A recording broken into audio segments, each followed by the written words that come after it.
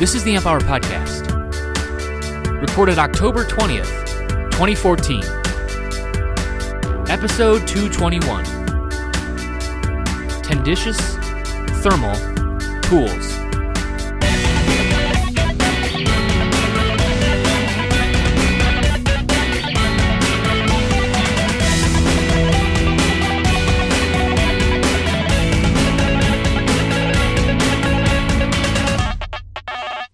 Welcome to the Amp Hour. I'm Dave Jones from the EEV blog. And I'm Chris Gamble of Contextual Electronics. Why do I always start? Why do you always start? I don't know. We did. That's just. I don't know. That's. Did we at the start of when we first? I was such a delicate flower when we started, years? Dave. And right. now Okay. I've blossomed into a now you're a big a ragweed of annoying, badass nerd. annoying loudness. You're actually learning to shout back. You know. Yeah. Well. Yeah. I've had a good tutor. The finest. Yes. So what's new, man? How you been? Busy. Busy. I haven't released a video for a week, and somehow I'm flat out busy. Yep. Well, these things happen. Yep. You missed a good one last week.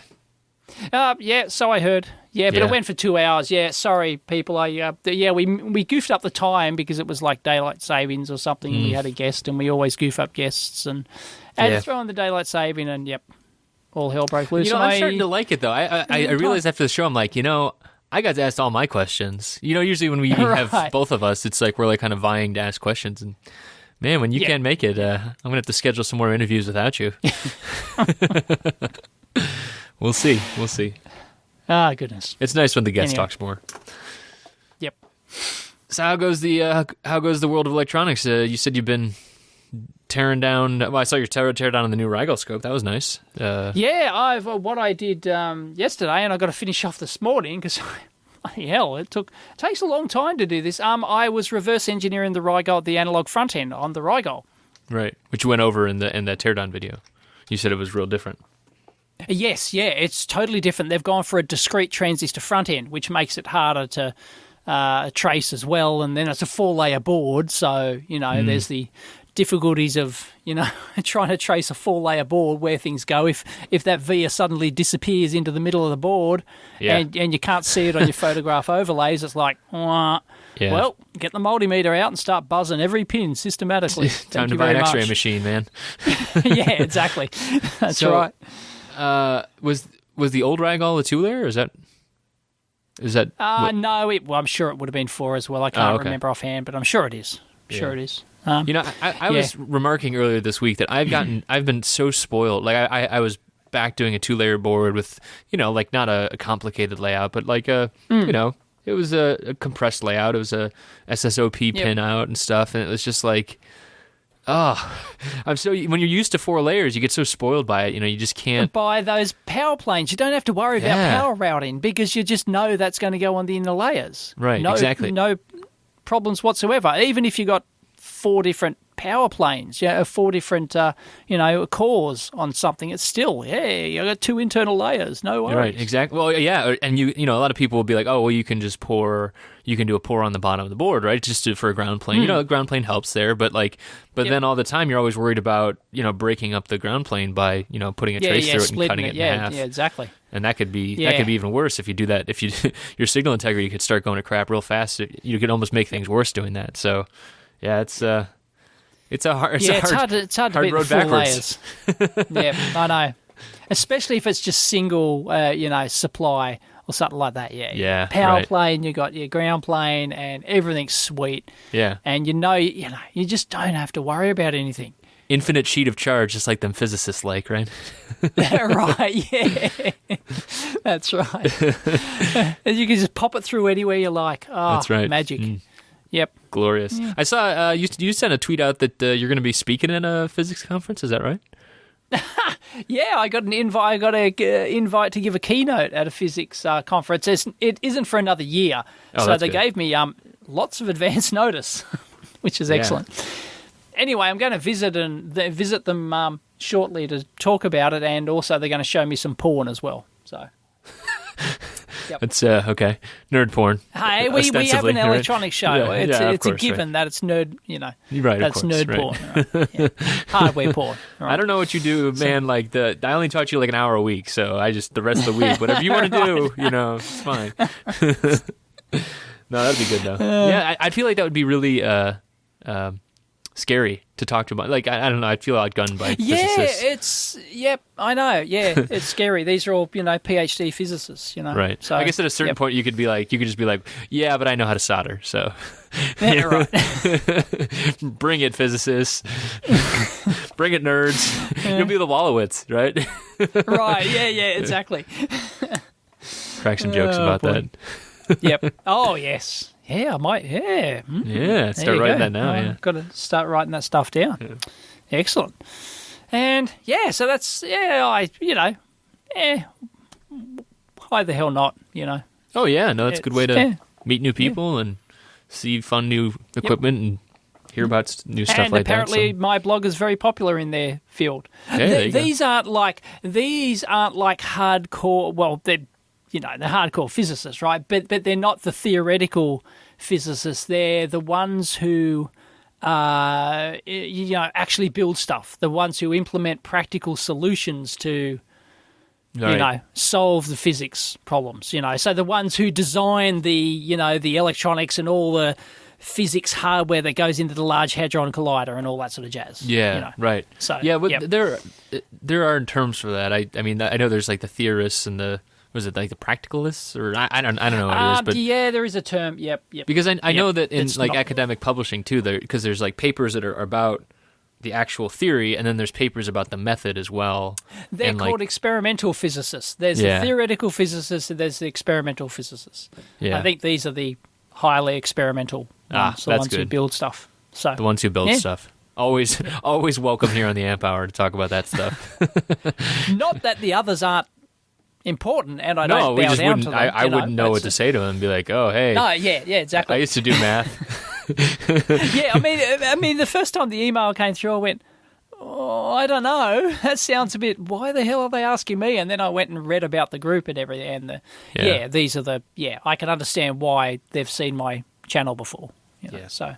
Yeah, anyway, there are these different levels too, right? I mean, like, because I think about even like as you keep moving down the line, right? Like, so a lot of the theoretical physicists or just theoretical scientists in general, they're coming up with these big grand theories and stuff like that, and then the experimental ones are testing it, and then eventually it moves in the engineering realm, and it becomes a little more commercialized. Yep, that's pretty much the level it goes down. Yep. Well, no, it goes doan further from that then even, right? I think that then... Because then you might have someone who... then gets pushed into like a chip, and then there's the application side, right? And then you get like FAUs and like factory FAUs designing it into dev kits, and then eventually there's schlubs like us who start using dev kits and pretend we design the whole thing from scratch. And yes, I do know how this it's kind works. of like the more exotic stuff we take for granted on chips these days, and solid state solutions too, like magnetic compasses, digital compasses, accelerometers, right? 10, 15 years ago, right, these chips didn't exist, right? If you wanted to build an accelerometer, well, you built a gyroscope and electromechanical solution, right? And a digital compass had coils in it and a big, Right, and you get to do all the math, and there are no libraries written. And now you just, like these, the tricorder, everyone's doing one of these Star Trek tricorder things, having a go at it, because you can get so many sensor chips now. You can get ones that sniff, anything and sense anything, and, and we just take for granted. And these stuff have only come around, like, probably the last 10 years. Has been an explosion in sensor chips. There's a whole lot of standing on shoulders of giants and such, right? That's but that's good. I mean, like, we totally benefit from it. So and what once about it gets that? down to that level? Well, I was going to ask about that tricorder, because you've been doing some judging. You've been more than usual. I've been a judging. I've been a judging. Yeah. The Hackaday Prize. Yes, that's right. That went down. Yes. So how'd that go? I looked through. It's not easy. It's not Duh. easy because you got duh. I know. For those who haven't judged before, it's I've done a few now, and it never gets any easier. And often there's one that really stands out to me. Like just personally, like aside from the judging criteria, I go that one should win. Yeah. I didn't really feel that this time. Oh, no? Okay. I was more torn. Yeah, I was more torn. So it's hard to pick a favourite. And so is that a better thing, you think? There's just like Sorry? more stuff to see then? Is it like you don't have a number one, or is it like it just didn't strike that chord?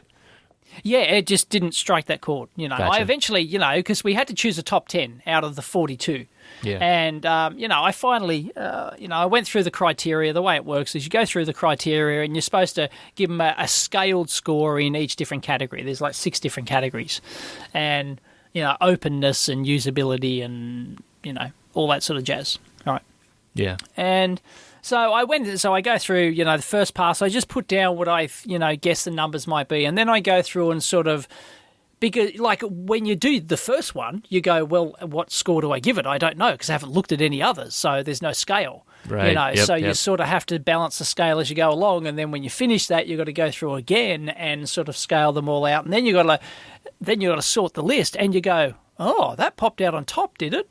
Oh, and like, it's like, and that's not my favourite, really, and I don't think that one belongs in the top 10, I think this one, I can't believe that one missed out the top 10, it's because it's really hard to give a subjective scale across so many projects and stuff like that, so you've got to really go through and sort of tweak it until eventually, I guess, you get your top 10.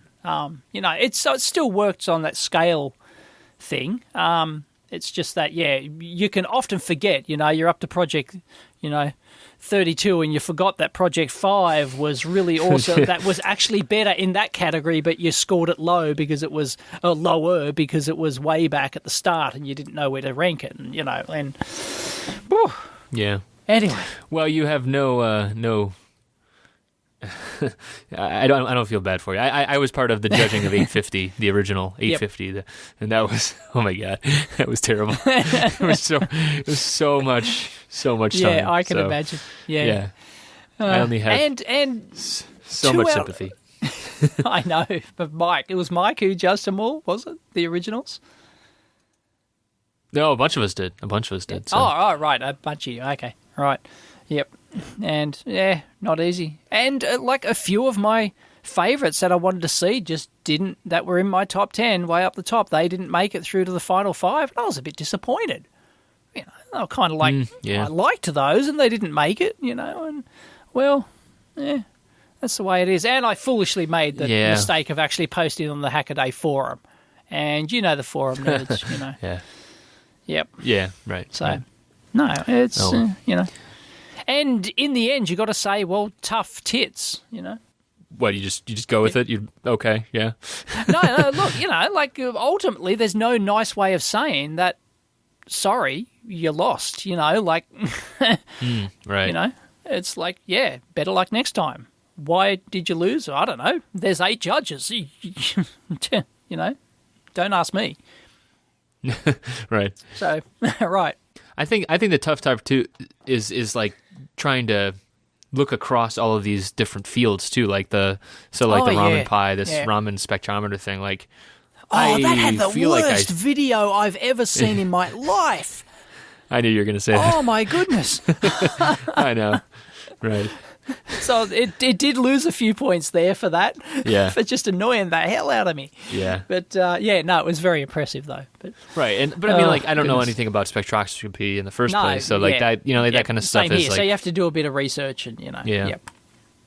But, I do recommend people check them out. There's aside from the video for the ramen pie, which, like Dave said, was terrible because he used like a computer voiceover board and then he sped it up. Yeah, and then sped it up and terrible. Voice, your computer voice. Yeah. Oh yeah, it was awful. Yeah. It was almost like one of those infomercials. You must buy this now. After 12 p.m. ULOL special. Wow, buy it now. Right. Sunday. Terms and conditions may apply. That's it. Yeah. Yeah. Oh well. And then the 3D printer guy, sorry, I forget Neil, I think is his name. I don't know. Tried to argue that his 3D printer was more open than any other project. More connected. And I'm sorry, it's not. It's not a connected. If you do a 3D printer, I don't care what core you're using in there to communicate with everything. It's not a connected device, really. It hooks up to a PC sorry, it's not a 3D printer. It's a pick and place machine. Yeah. So it's a pick and place thing. I was reading some of those comments too about that, and that was so it was an interesting conversation there, and really just his project in general. Actually, he wrote a post that sounded similar to the he wrote about jumping the shark, and we had talked about that a couple weeks ago.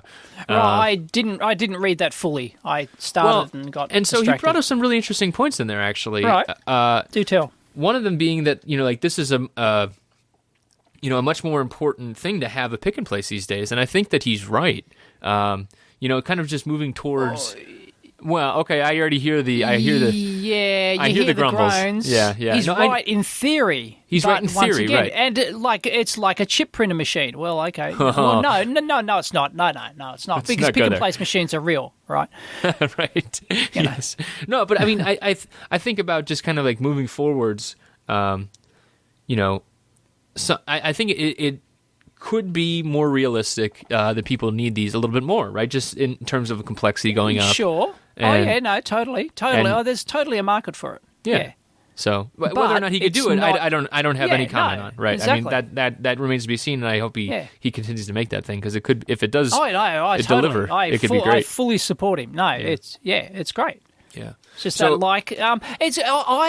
like to compare it to sort of making your own boards, right? Yeah. It's possible. You can do it. Yes, you can do plated through. Yes, you can do everything else. But ultimately, there's a niche need for it, because, you're caught in that balance. And same thing with pick and place machines. And I suspect they might always be like that. It's just the inherent complexity of the task.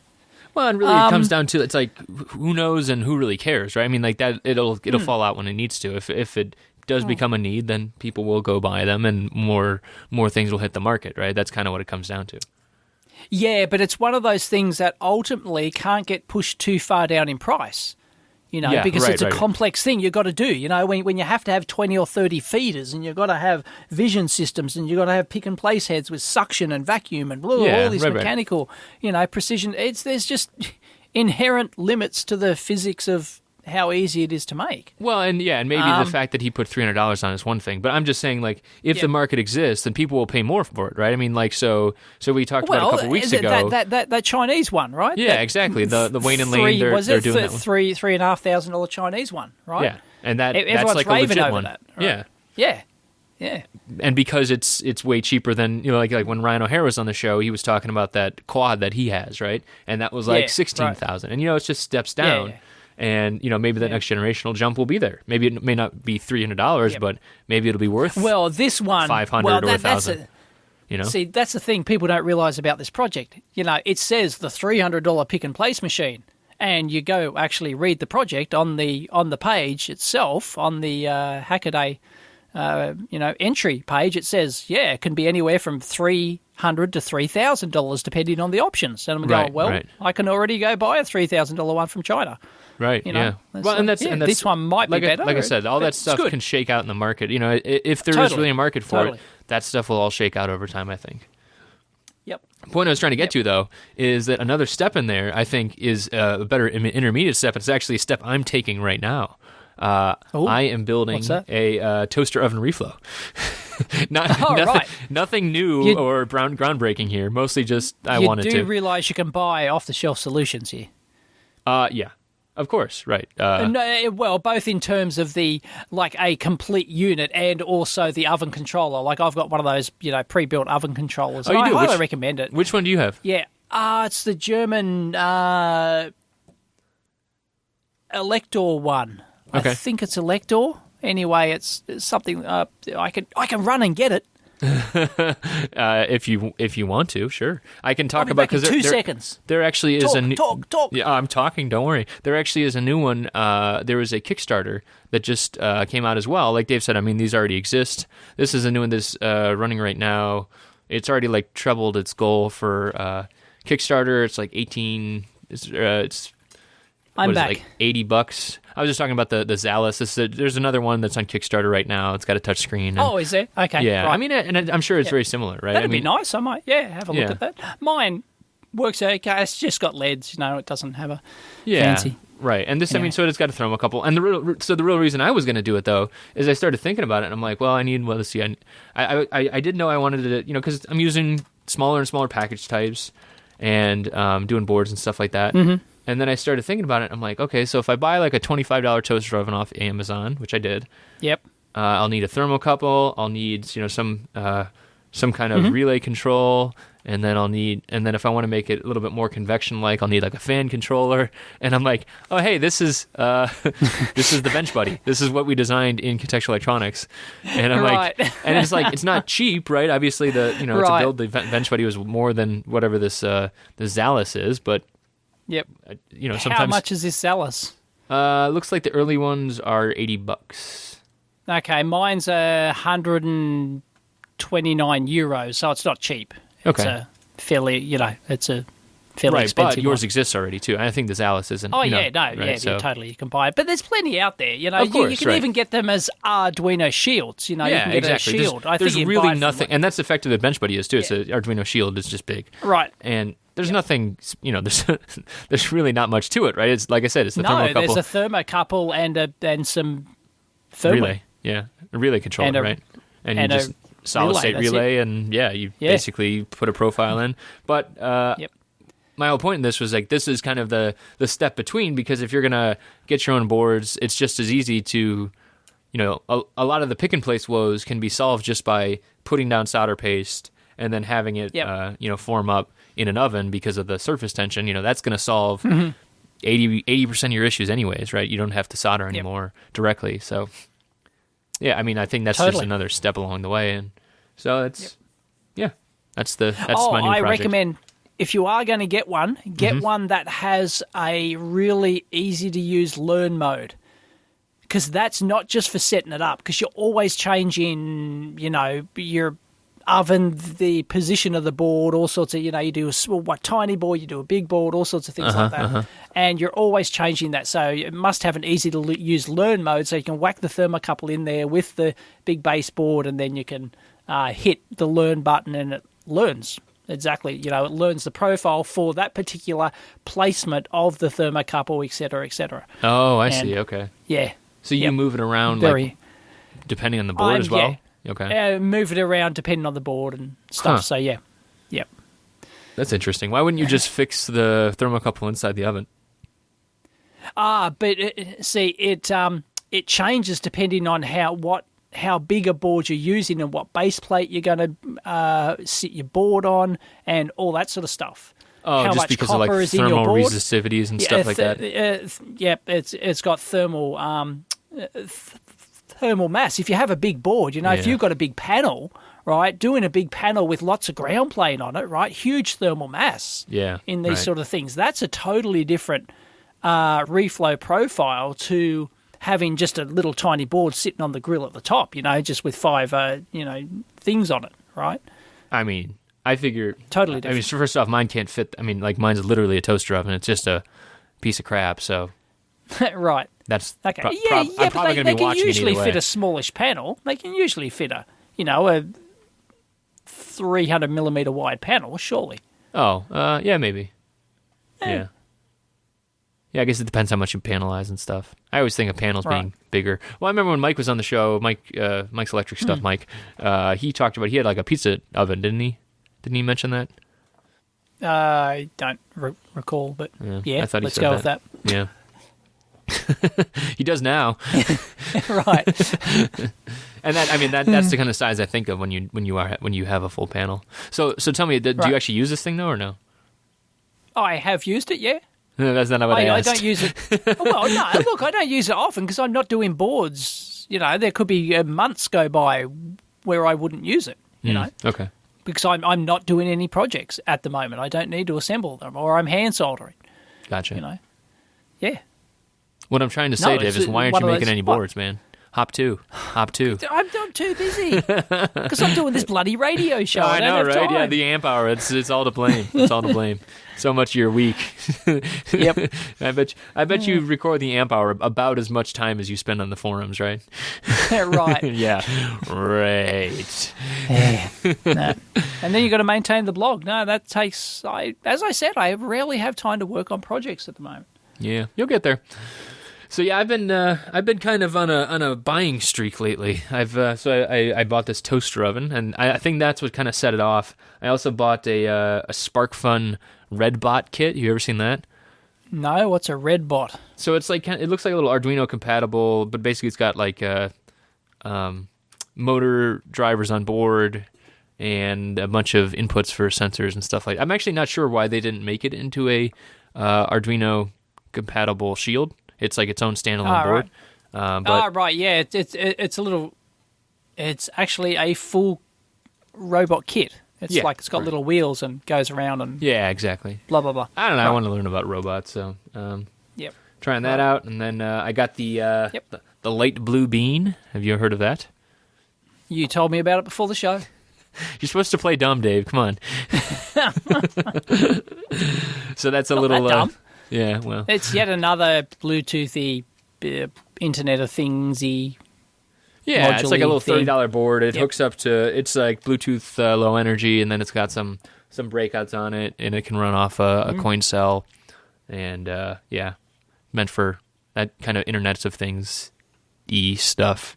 The only thing I don't, Right. I just got it running I got it up and running like 20 minutes before the show, and I like that it's like a custom Bluetooth module on it. Like they make the actual module as well, and the only thing I don't like is that it has to run on a Mac. I'm sure that it's just a temporary thing, but yeah, it's. I was actually pretty surprised by that, like because I think it's always got built-in Bluetooth hardware, low energy hardware on Macs. I think that was by design. Right. But that's okay. I mean, it runs a little Arduino. It runs right in the Arduino environment. So that's pretty cool. I'll try that out with some things. Right. And Sounds what else? like fun. Yeah. I am. Oh, go ahead. Yeah. Oh, I was just going to say I am working on a project, but it's not actually laying out a board. It's hacking an existing That's product fun. Okay. together. Yep, it's going to be people. My supporters will have already seen 3D case renders of it. Oh, fancy. So, yeah. Okay. Yeah, a little primo content from Dave there. Yep. Sign up today, folks. Well,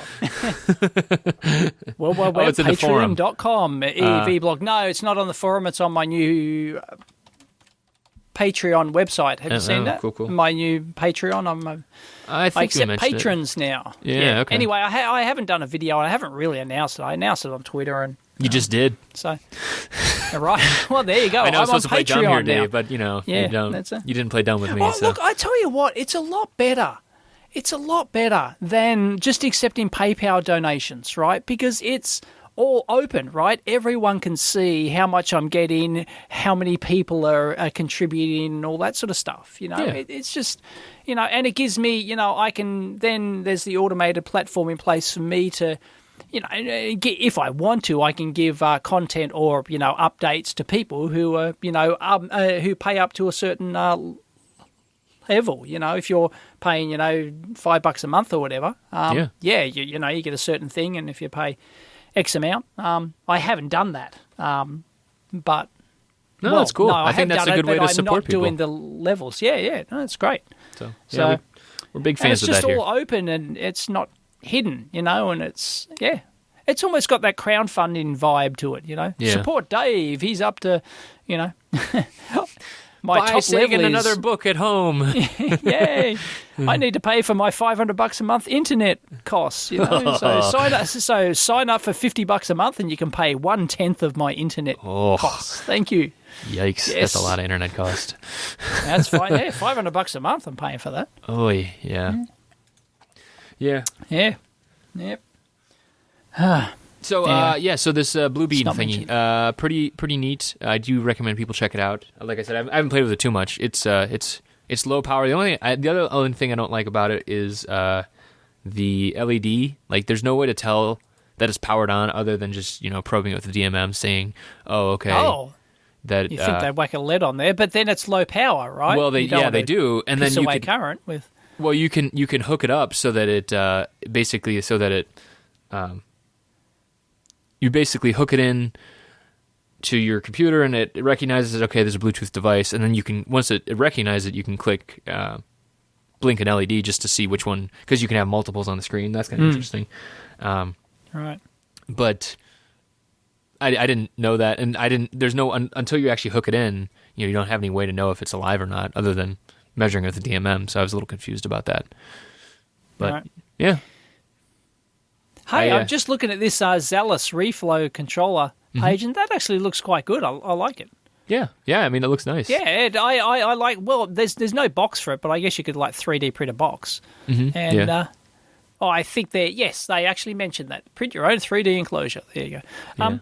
No, I just like the fact that it has a screen on it. It's a reflow oven is something you don't want to watch with LEDs. Like a LED turns on, it's now in ramp up mode. Like soak mode, and and then you're boring, looking at your watch. Okay. I want to see a live graph. And I might get one. Well, there you go. I think I might get one, even though I've already got one. But still, well, that's the thing. I mean, this one has a graphical screen. All this stuff, right? Like, we don't need any of this stuff. I didn't need a robot kit. I didn't need a Bluetooth totally thing. Not. Mine is perfectly adequate for the task. It is perfectly purpose designed for the task, and I'm just being an idiot wanting a graphical. Yeah. I'm just a nerd. I want to see a graph. A gadget nerd, right? Yeah. Yep. Anyway. Oh, I should. It's a sickness. I'm already trying to sell shit on eBay of all the stuff I've got here. I'm trying to clear it out. Seriously, Yep. It's all slowly going. I'm working up to getting rid of everything, and then if I need something again, I'll just buy it again. Right. Exactly. Yeah. Rather than have everything sitting around for just in case I might use it, and then 10 years later, holding up the lab. Never used it. Yeah. It's a sickness. Anyway. Speaking of Kickstarters. Yeah, go ahead. Speaking of buying stuff when you need it and just then selling it very quickly later. Yeah. There's a routery thing. The Anona box. Anona-box, yeah. The Anona box, it's not really electronics related. It's one of these IT, secure web, stop the NSA spying on you projects, Right. Yep. Kind of thing. Yeah, it's just and they ran this Kickstarter campaign, if you haven't seen it, and it was apparently too good to be true. A lot of people, there was a bit of backlash against it, and then somebody discovered that they were lying their ass off. They hadn't actually developed this product. They're just buying it from Alibaba, right? They're just buying an off-the-shelf router from Alibaba and just whacking already off-the-shelf firmware in it. Yep. Which is fine. Like, if you want to do that and produce a ready solution for people, hey, there's a market for that. Yeah, but you've got to be honest about it, right? You've got to be up front. And they showed photos of the boards they're supposedly developed over the last 4 years or something. I don't know, a couple of years. And it's all bullshit. Yeah. And anyway, their campaign was suspended. They hits what was this? Was 600,000 or something? It got up to it was a good chunk. Got up to a lot. And and they suspended it because everyone reported them and were taking their money back out, and there was a huge backlash. And I actually first saw this when the going through the 50 final or semifinalists or whatever for the Hackaday Prize. One of them was a project very similar to this, and someone talked about how it had already been ripped off, and apparently some of the verbiage from there got into this Kickstarter as well. It's just like, oh man. Oh, okay, got it. Shiesty. Yeah. Right. Goodness. Anyway, let that be a lesson to you. Don't be honest. Don't steal stuff and then start a Kickstarter. You're allowed to, right? No, you're I allowed. almost would have gotten away from it if it wasn't for you damn kids. Right? Pesky nerds. Yeah. Checking all these details. How dare you go and analyse our photo and compare it with something on Alibaba? Yeah. Yeah. Oh, goodness. No, that's fine. There's a market for value adding like that. For buying definitely. an existing off-the-shelf solution and just tidying it up and packaging it and definitely. Yeah. Yeah, but you've got to be honest about it. Jeez. That's just lame. They deserved everything. I think it's interesting too when you see like these projects, like you said, it's kind of like IT related, and I feel like this is kind of the same class that like a Raspberry Pi was in. Like there's like this huge contingent of like people that are, and I'm sure even some of our listeners are, in the IT field, interested in electronics, and if you just say, okay, well you have to go program firmware and solder this, solder that, it's a lot less appealing than like here's this thing with Linux on it, right? That automatically brings in an entirely new group, which is awesome, right? I mean, ultimately, that is a really good thing for the hobby, for the field, everything like that. Like Raspberry Pi was great for that; it brought people in. But then, there are always, and that means these huge campaigns as well. But it can go sour real quick because of that. Obviously, Raspberry Pi worked out really well, but it's. And there was nothing. The only unique thing about the Raspberry Pi was the $35 price point, or whatever. Yeah, right. It was released at, like, these boards were not new. They didn't invent the Linux embedded computer. Right. Far from it. They've been around for a long time. Oh yeah, right. But they just brought it down to a price point that everyone could afford. Yeah. And made it sort of, definitely, it's crazy. Awesome. I'm hoping to actually catch up with. Is it Eben? It's Eben, right? I think I saw that he's going to be at Electronica, and okay. When's that again? That is the second week. Soon, isn't it? Yeah, second week of November, and I will actually be there. Oh, okay. So excellent. That's only a couple of weeks away. That's only 3-4 weeks away. Yeah, 3. So we'll have 2 weeks of just Dave on the Amp Hour. We'll see how that goes.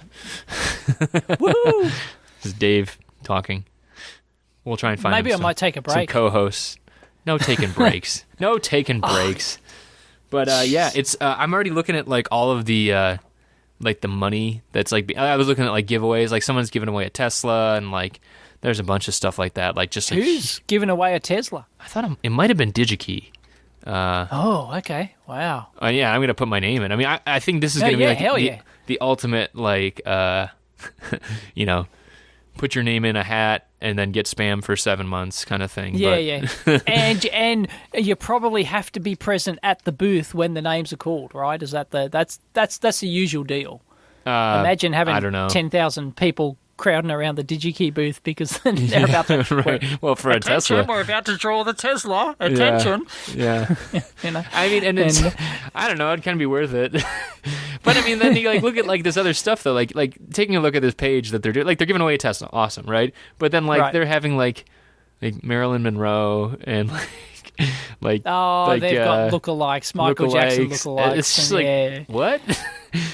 Johnny Depp, and this is just like a big conference thing, This is gonna be like tons of booth babes and all like the crazy practices at big, it's just like a big trade show filled with not just engineers either. Like there'll be a lot of engineers, and I'm looking forward to that. But mostly, I'm looking forward to the seeing new stuff, not necessarily pulling a. No, it's going to be huge. I'm sad I'm not going to be there. Yeah. Next 2 it's years, too far. maybe. It's bloody Germany. Yeah, that's a long way Germany. for you. So. Yeah, that's like if you think the US is a long way, try going to Germany. Yeah. Well, yeah, you got to go the other way, right? Man. Yeah. Oh, it's pretty horrendous. Yeah, it's 24 hours on a plane each way. Yeesh. Yeah. That's not including like stopovers and things. Yeah. Gross. Yeah, so I'm excited to. So I've never been to Germany before. I want to meet a lot of. If people are listening, I know that a lot of our audience is Germany. in Germany? A lot of it. It's probably our second most popular. If it's anything like my blog, it's the second most popular. Mine goes US, Germany, UK, Australia. Yeah, I think it's very similar to that. In terms of popularity, I'm sure it would be. So if people are going to be there, definitely let me know either in the comment section or find my email address and send me an email. Do we have new Amp Hour T-shirts? Are we going to do a new run of Amp Hour T-shirts so they can wear them? Oh, Can we get them in time? Oh, no, we won't get them in time. So no, but if we run it for like a campaign only for like the next but the 3 days always or something. It takes longer too. So I'll take a look at it. We'll see. No, try it. Let's see if we can run another of the. Actually, I wouldn't mind another one. The sandstone color one.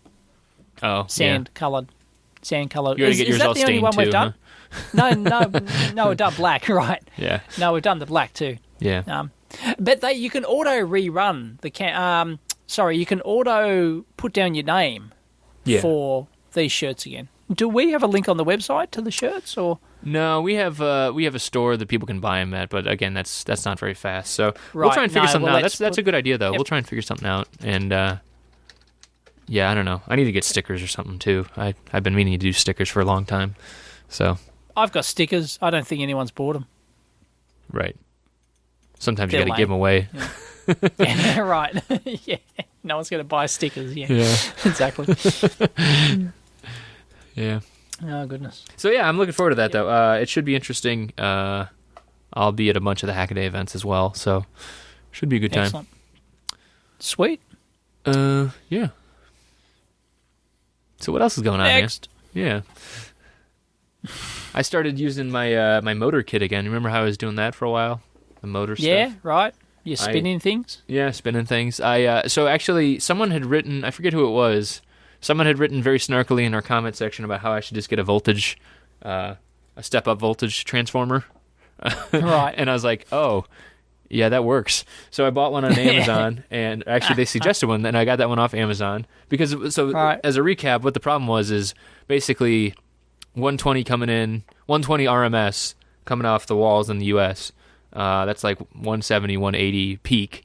And so you put that through a rectifier, so you get about a little bit less than that because it drops, right? So you get like a 170 volt DC bus off a rectifier without any craziness. And then I ended up, all this kit stuff, I ended up needing to buy a different kit anyways in order to get a different microcontroller in there. But I thought that I needed to get a power factor correction, because power factor correction also acts as a boost converter in order to boost it up and blah, blah, blah, power factor stuff. But basically, I was able to, with this step-up transformer now, I was able to step it up to 220 or 240, whatever, and then the rectified. Here in Australia, it comes straight out of the wall, dude. I know. Well, and you guys have tea kettles that heat up faster and everything too, right? But you don't get to. Well, it's true. There's like people that complain about that. It was Martin. It was Martin Lorton complaining about that in the States. He's like, oh, the tea kettles heat up slower here. It's the same amount of total power available. I don't know. He just said that. I don't know. And oh goodness. But you guys can't work on. So like you have to have a licensed electrician work on your stuff in your house too, right? Oh yeah. Around here you can. I'm not sure if you're supposed to, but at least you can. Right. You know? I felt the tingle of 120 many times. So. Anyways, I got this kit up and running again, and should be moving forward. I don't know, like I said, that's what I was kind of getting towards before when I mentioned the scientist kind of everything kind of moves down the line towards schlubs like me who are just using dev kits, and right. So I got this thing spinning, and I'm like, yay, I did so much, and then I realized that no, I really only hook things together. Yeah. That's a trained seal who also did the same thing. That's right. Give me a cracker or a fish. Yeah. So I don't know. But it's nice because as you like kind of go through, I'm starting to kind of get a better feel for it. You know, like that. Well, and maybe you never have this, but like I was like really afraid of this thing when I started out, and I still have the healthy fear of the voltages and stuff like that. But just as you start to use it more and more, you kind of get normalized to it, and you get, you kind of understand more of the, the dip switches that are on board and stuff like that, and that can really end up helping you when you're trying to troubleshoot problems after the fact. So that has been useful so far, but now it's the tough work of making it work properly and turning it into something else. Yeah. Good luck. Have fun. Thanks. Spinning stuff. If people are listening and are motors people, I still appreciate help. So. Noob. Yeah. Guess what segment we won't have on the show anymore? What's that? Workbench of the Week. Oh, yeah, we haven't done that in a long time. We don't need to. It's on Reddit. Yeah. It's on Reddit. There's a new subreddit called Workbenches. Not that new, but it's pretty awesome. Well, it's there. Yeah, it's everyone like puts their workbench porn. Post your workbench. Yep. Yeah. So Everyone there's some good ones on there. Their workbench. And there's actually one for not chip of the week, but it's called New Chips, I think. I think that's another one that's on there. And that kind of acts as a proxy for chip of the week, and right. So it's not New Chips; it's something like that. Nice Chips. That's what it is. Nice Chips. Yeah. Right. So Dave, we're slowly being replaced by Reddit, I suppose. Right. Okay. We'll just be. Yep. We'll end up as just random text on out of some bot somewhere, which then translates it into audio, just like on that in that video Hackaday project. You speed it up and. Welcome to the Amp Hour. I'm Dave Jones from the EV blog. Oh goodness. Yep. That'll be so bad. You would know what I've got an inkling for. What's that? I'm going to have to dig out my old voice SBO256 voice synthesizer chips from back in the 80s. I still got one or two hanging around, and I want to hook them back up. What was that number again? SBO256. 56. Is that like the one that's in the Speak and Spell from TI, or what's the? I don't know if it's in the Speak and Spell, but it's the same era. Yeah. Okay. It's a similar era. Yeah, those kind of did go away, didn't? I mean, like you don't really hear those anymore. I mean, well, there is a new chip available. There is a new one. I can't remember the name offhand, but it's a very similar kind of sounding one, and it hasn't improved. You can get like really advanced ones, from the big manufacturers, but they're like super expensive and complicated. Right, and at a certain point, you just put a single board computer in there and have that. And you don't want a human voice; you want a computer voice. Yeah, it depends on the era of project, right? I mean, no, of course, totally. But anyway, so there's the I think it's the SBO256, and then there's the SBO256 AL2, which is the speech allophone chip.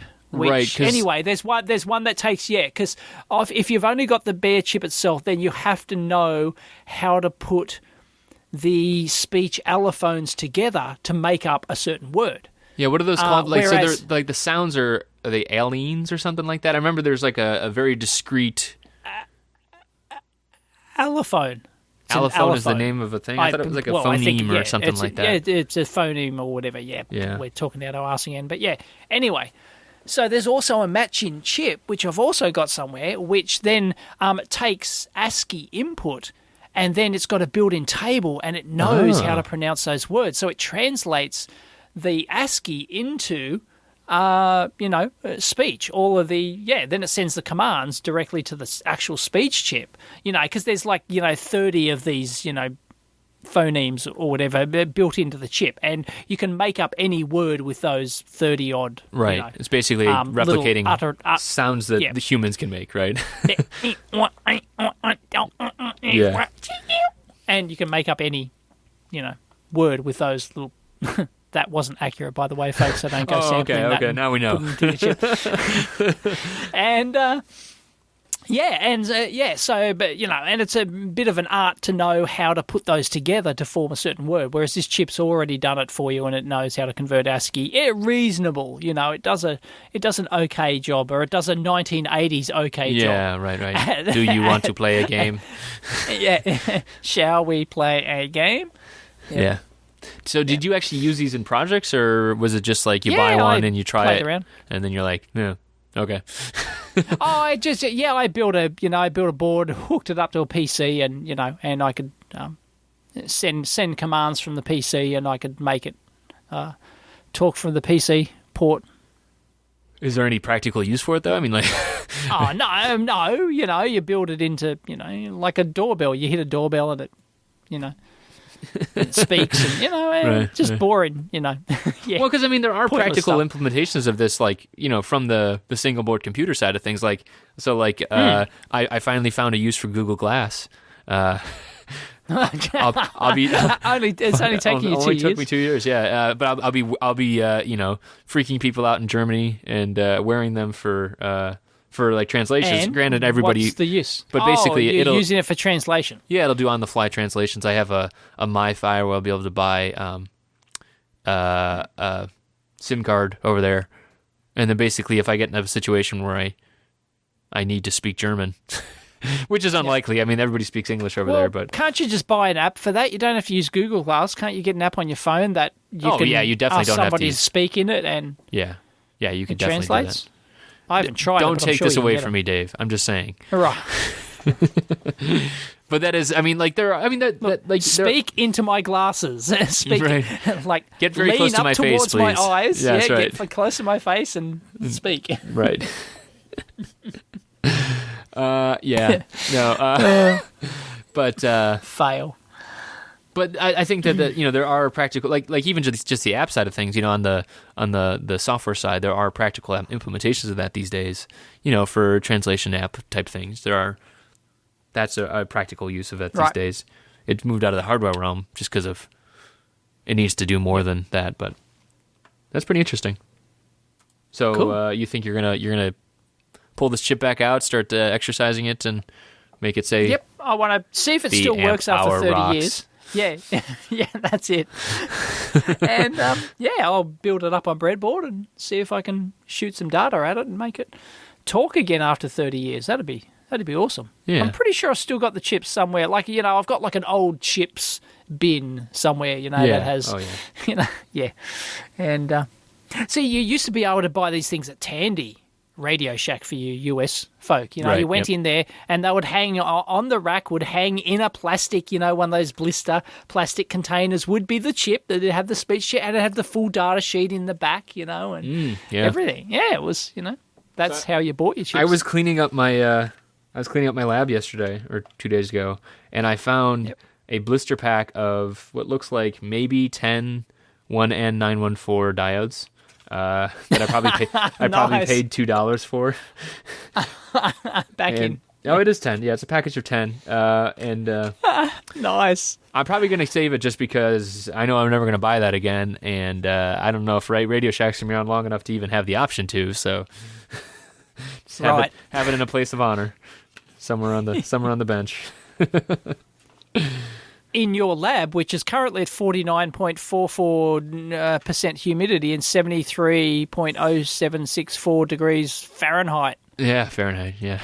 I'm looking at you've got one of these IMP modules. Yeah, so this is actually Luke. Luke had posted this on our subreddit a while back. Basically, he built just a little tiny board there, just as for some Silicon Labs chip, basically, just an I2C, and then he wrote some code for the electric imp, and basically real simple setup, and then he's got I think we might have talked about it a couple weeks ago, the imp.guru, so basically using the SparkFun data collection, like you could point your SparkFun basically to collect data directly, and then it'll broadcast that data out, and then the imp.guru is like a graphing platform you can build on top of it. Which seems like a lot of platforms, because you still have to go through the Electric Imp service as well, right? Because Electric Imp, basically, it's like a single URL that you could just keep pinging, right? So I think that the SparkFun, the way I think it happens is I think the SparkFun thing pings that URL and then tracks the data and then spits it out in a friendly format, and then the Imp Guru basically graphs it. You takes that data and then graphs it with like standard graphing APIs. Got it. So a lot of steps, but it works, and it was really fast to set up. And now it's awesome. I think they're sending me one. Yeah, Luke said he's sending you one. Right. It's really creepy. So yeah, I've got one. I've had, but I haven't had it hooked up. I've got like a. Hang on, it's right here. Okay. Good radio again, Hang Dave. on. Oh, yeah, I know. Fantastic radio. Yeah. Here we go. I've got it in my hands. It's a Pokies. A Pokies? Pokies. Pokeys. It's a Pokies 56E. Okay. And it's a poscope.com, poscope.com. And it's a little Ethernet processor, and it's got all sorts of, I/O, and it's got a temperature sensor board, and if I hook it up to the Ethernet, I believe I used to log the data and humidity, temperature and humidity in my lab here. And it's got a separate 5-volt supply. You hook it up. But I think the service it used is now gone. Ah, right. Well, which is always a problem, right? It was the same thing as this, right? It was a graphene service. It used some third-party graphene service. And then I think they were bought out and merged with somebody else. And now it's like broken and doesn't work. Yeah. I think. So it's like, yeah, thanks, Right. Which is always an argument. So, I mean, obviously this says the same thing, right? Electric Imp, it goes through their service, and now the SparkFun thing's there, the Imp Guru thing's there. So, yeah, you are definitely dependent on that stuff, and, So, and it's not a matter of Imp folding, in this case, and they could get bought out, and the people who buy them out have other intentions, and they change the service. And it could be simpler than that. I mean, Electric Imp tomorrow could change their API, and how all that stuff happens. Right. And it's like, if it doesn't ripple through the chain, I mean, that's just a software issue always, right? I mean, like, try and start up I don't know, an old Windows machine and try and get on a network or something. I don't know. Like, there's always stuff like that, drivers and everything else. So, yeah. But like you said, I mean, if you're expecting this data, it can be difficult. Like I said, it's creepy. It's super creepy. Why is it creepy? Well, okay, so you could see on this graph, and people can see this too. I was thinking about taking it down. It's just temperature and humidity. It's not like it's not like a live webcam. When are you going to set up a live webcam? By the way, I've got one. Yeah, I don't know why you do that. That's extra creepy. Yeah. But, I know it is. But that's the business I'm in, isn't it? I suppose so. Yeah, I mean, I've said that before. It's like technology voyeurism, right? It's like basically people want to see what you're working on, and I mean, you're right. That's totally part of the thing. Okay, so if you zoom out, if you hit load more data and you zoom out to like a day's worth or 2 days worth, you can see when I'm in the lab. Like, that's creepy to me. Like, you can see I start my day normally about 10 a.m. and that's like when I as soon as I turn the lights on, the temperature changes, the humidity changes, everything. And the thing is that all of this stuff acts as a proxy, right? And this is actually interesting because it's like, it basically is we've talked and complained and talked about Nest before, but like basically this is the reason, right? It's a proxy for everything that's happening in your environment. Temperature's a great proxy for that kind of stuff. And it knows when you're home, it knows when your heat's on, it knows when your lights are on, like all of these things, everything can be, all of these behaviors can be back calculated, and not necessarily for nefarious purposes, but for some purpose. And so if you're totally, yeah. So no, if people want to know when to rob my lab, it's not hard. Right. Right. Yeah, there's a webcam there, and it's all recorded too. Even creepier. So you can actually log in and go through my entire archives, and it'll even tell you on a timeline when there's movement in my lab. So you can go, this is when Dave actually was in the lab doing something. So this is Dropcam? This is Dropcam? This is Dropcam. Which was also bought by Google shortly after which is, exactly. Nest, right. And so that's what it shows, right? Like all of this data, right? So it's like just data. And I never quite grasped, how this stuff is valuable, right? I mean, like, it's valuable to energy companies, it's valuable to security companies, it's valuable to consumer companies, right? All of this stuff. To the governments, NSA, and everyone. Oh, and I mean, it could be way dumber, right? Like, think about, okay, so now you have a group of people that buy a Nest thermostat or buy a Dropcam. Well, not a Dropcam, that's the Nest thermostat, right? But they're trying to now do data for, like I forget what that service is called, where they call your house and ask if you're watching certain television programs, right? That doesn't work for certain age groups, right? They just don't either have landlines, so they can't be called, or they don't watch television, when they record stuff or they watch it streaming, that kind of stuff. Like that's relevant to Nelson's ratings, and it's relevant to them then, right? They're trying to see when people are home, right? You could slice and dice this data, God knows how many ways.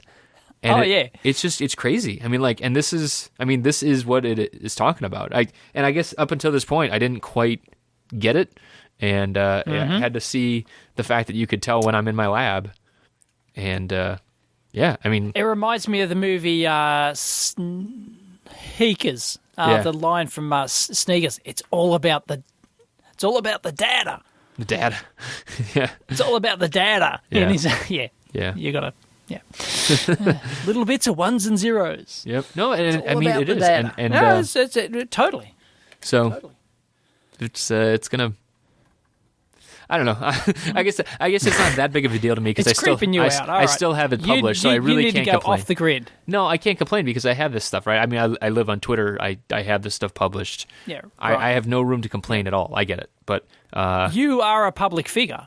You know. Yeah, you choose to be a public figure, right? Right. I mean, but I think when people talk about privacy stuff, like it's more and more, it's going to be an interesting. And what it's really going to come down to is just trade-offs between, the benefits people get from something like a Nest that, is figuring out when you're home and when to set your heat accordingly and your energy savings, blah, blah, blah, and the back-end data sales type of stuff, right? So that's what people will trade. I did want to mention, since we talked about the Imp, I did get to also try the Spark. Have you ever tried that one? Oh, yes, right, yes. Yes. I like that. It was a great little, it was nice. Yeah, it's neat. Same kind of thing. It's like I'm actually not sure. So with the Imp, we talked to Brandon. Brandon was on the show. And so we know how that hooks in. That has a little LED blinking programming, or the photoreceptor rather, on the board, and then you blink your phone in front of it. I'm not sure how the Spark does it. Do you know how that actually gets onto the Wi-Fi networks?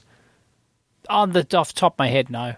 Sorry. The only thing I could think is maybe like the Spark is so it's got like a CC25, not 25, whatever the I think it's got the TI chip on there, the Wi-Fi chip. The TI one, right? Yeah. Okay. Yep. And the only thing I could think is that it's acting as like the host to start with, like the device on board, and then my phone hooks into that. it can hook directly. You don't need a PC. It can go straight onto the Wi-Fi network and straight out. Wait, which ones? Which can go straight on the network? The Spark. Spark can go straight on the network. What if it's got the password, though? That's what I don't understand. I didn't understand how the credentials, because I had to pass the credentials. Oh, right. And that's always what the hard part is. Not the only hard part, but one of the hard parts is getting credentials across. So I didn't know how that happened. Because that's a lot of these connected devices are like that. But it was a great interface. I mean, it's got a little Android app. Basically, could just tap and turn stuff on. I didn't know about the wider usage of being able to script stuff, and I'm guessing it's I know it's Arduino compatible, so you could get some kind of interface. Yeah. But I mean, great user experience. That first Blink experience is kind of pretty important, right? I mean, so I've talked about the Bean, which is Bluetooth, and then the Imp is Wi-Fi, and then Spark. So all those things. I mean, it is important as a first experience, too, because you have people that are coming in from the IT sectors and elsewhere, software, stuff like that. They're targeting those people and trying to get them kind of soft-shoed into the field. And so that's really important to get that stuff going first and, get them up and running. I'm wondering how many of those... It's like the early PC era, right? How many of these companies are still going to be around in 20 years' time? Oh. I'm curious, it's almost impossible to say. Like standalone? Who's going to, That's... Yeah, are, Imp going to be still making their modules in 15 years' time? I'm sure they are. I can almost guarantee Imp's going to get bought. I mean, Oh, yeah, you're right. Everyone's going to get bought out. And I mean, it all changes. Consolidation. I hope that all of them go I think that's the companies that go the distance and stay the course and do their own thing. Like, those are the really good ones, right? I mean, you don't see that as much because it's tough, right? It's tough when you're offered big payouts, to not... you'll get autonomy. Don't worry. Don't worry, MakerBot. Sorry. Couldn't help myself. And it's of course, why wouldn't you do that? Especially if you have investors that want to be paid. So, but aren't a lot of these companies deliberately set up from the get-go to turn it into a huge business corporation? So that's their natural progression, right?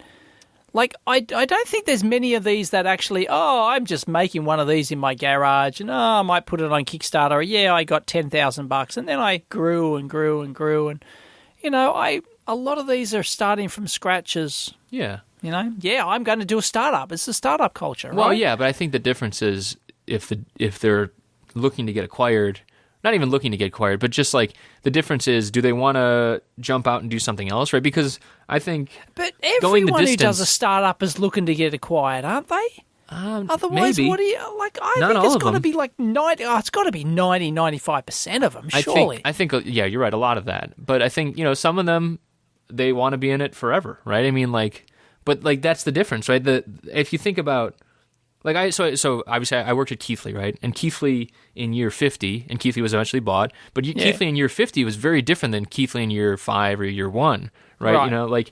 And some of the people that were there, one of the apps guys was there the entire time, and so he saw that whole difference, and it's a radically different culture from the beginning to the end, and it, I think one of the things with startups especially is like you have people that kind of thrive on that adrenaline of do or die kind of stuff, and as you get into the more stable years of growth and maybe not trying to acquire but trying to get your revenue streams up and stuff like that, it's just different stuff, right? You start having meetings, right? You start having structure and it becomes a corporate culture, and it does by necessity. It's just so I don't know.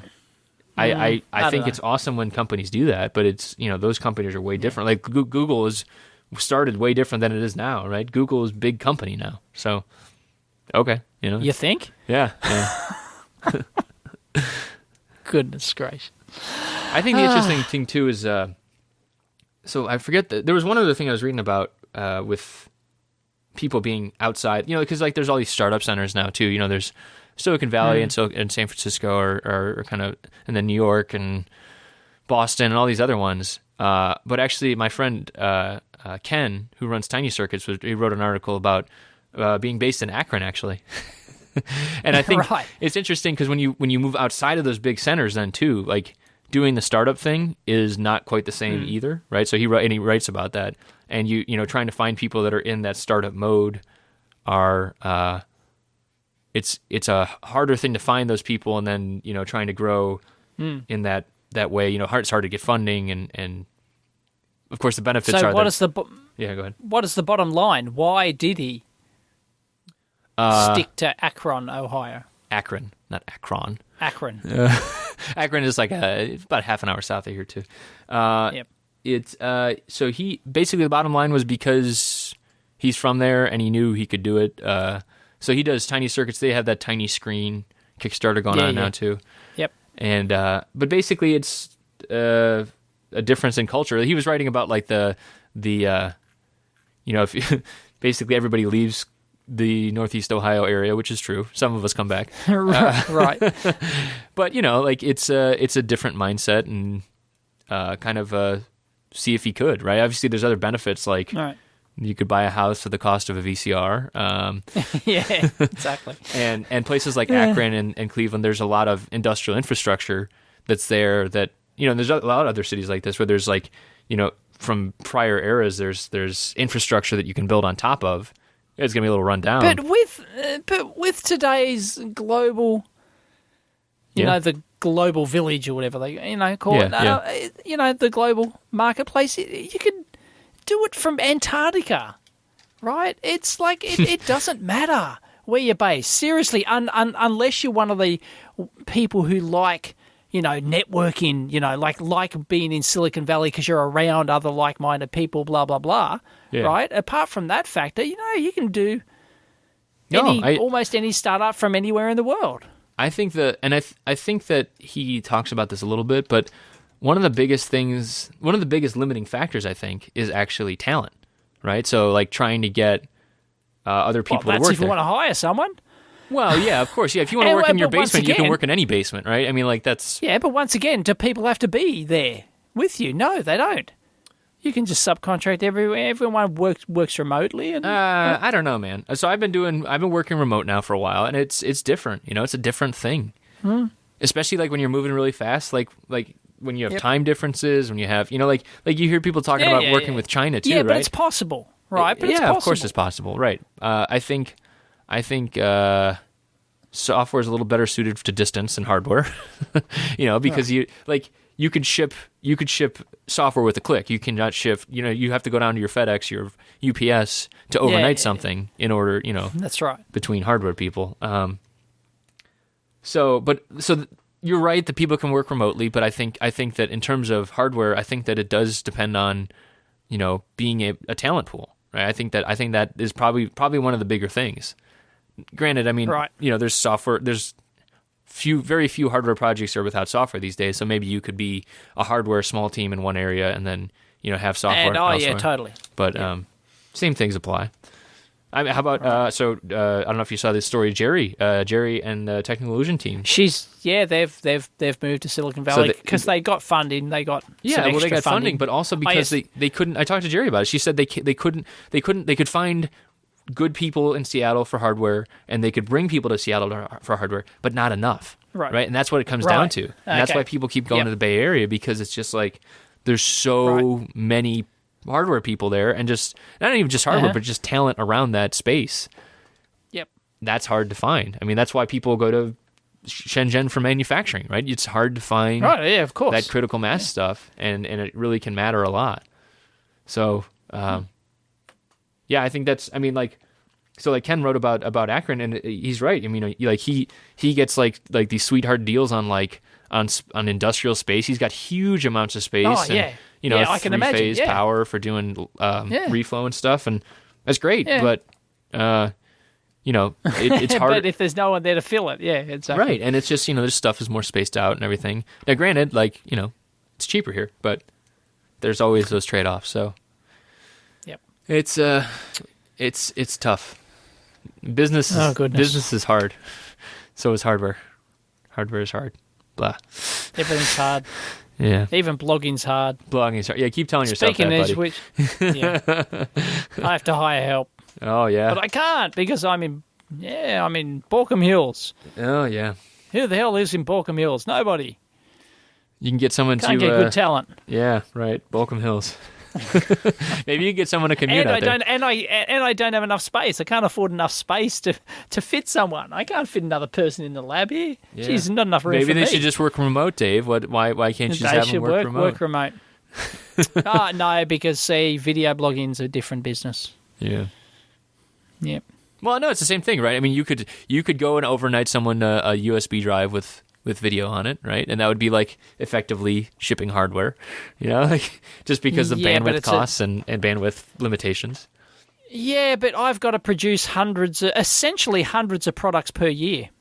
Right? Oh, that's where we're going here. Each video is a product. I went there, dude. I went there. Oh, my God. Each video is a product. Each video is a product. And it has the full life cycle development of a product. Oh, man.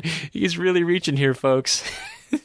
I am shouting back on this one. Totally legitimate. Totally legitimate. No, each one has to have back and forth. It has to have the same, not to the same depth, but it's got a similar thing to developing a product. Oh my God, Dave's videos Come on. are the no silkscreen, no solder mask, single-sided boards of products. Yeah, they are of video.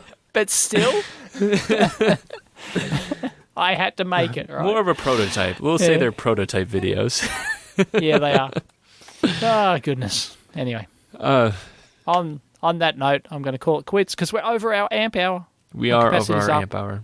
And I got to go finish my bloody reverse engineering video before people start screaming that's been a week since I've released a video. Yeah.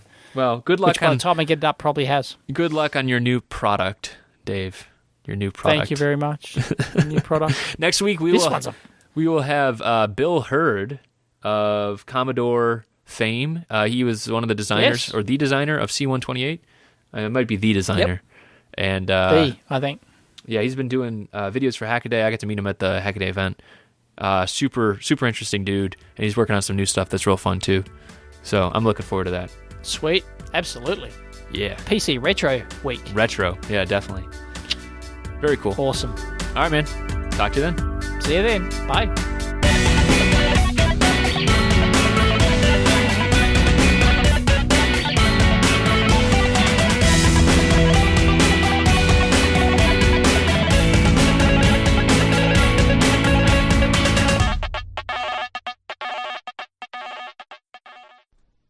Okay, Glass. Google.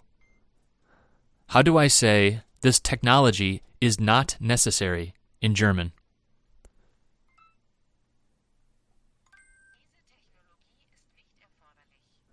Diese Technologie ist nicht erforderlich. Erforderlich.